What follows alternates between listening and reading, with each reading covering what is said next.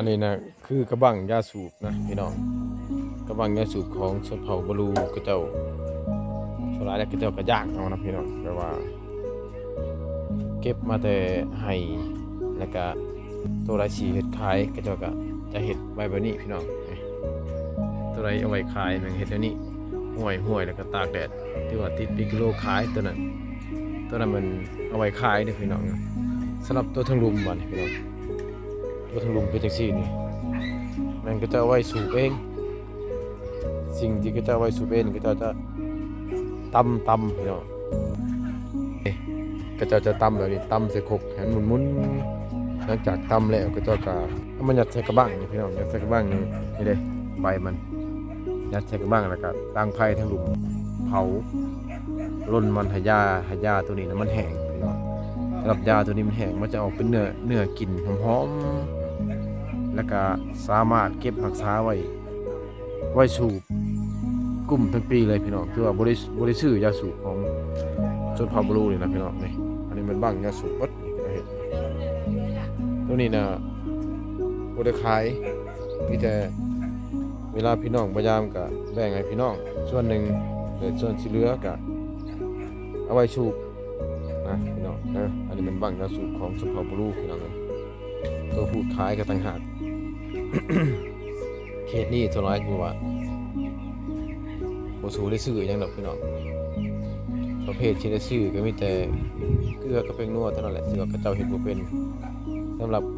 ประเภทเกลือผักหญ้าแม่นบ่ได้ซื้อยาสูบยังบ่ได้ซื้อพี่น้องนี่แม่นสุภาพบุรุษเนาะพี่น้องเนาะความรู้ความหมั่นของกระเจ้านะทางนั้นก็แม่นตำข้าวพี่น้องตำข้าวหรือว่าตำยาสูบคล้ายกันนี่แหละโซลายนะข้าเจ้าจะบ่ค่อยจะได้ใส่เงินไปเลยพี่น้องคือเขานี่ก็ตำเอาพี่น้องบริสียาสูบกระปุกเอาอันนี้แม่นความดุหมั่นของชนเผ่าบลูพี่น้องแจ็คเทื่อนี่จังแล้ว3 เทื่อ2 เทื่อบ่4-5 เทื่อเพิ่นบ่ยาสูบก็เจ้าก็ตำเอาแบบนี้นะพี่น้องเจ้าตำใส่กบตัวนี้แหละเอามันหมุนๆแล้วก็ไปยัดใส่กระบังตัวไรสิก็เจ้าหักซาไว้สูบข้าวก็คือกันข้าวก็ตำเอาองซีมีก็บางเทื่อก็เจ้าก็บ่ซีใส่องซีนะแต่ว่าก็เจ้าประหยัดนี่พี่น้อง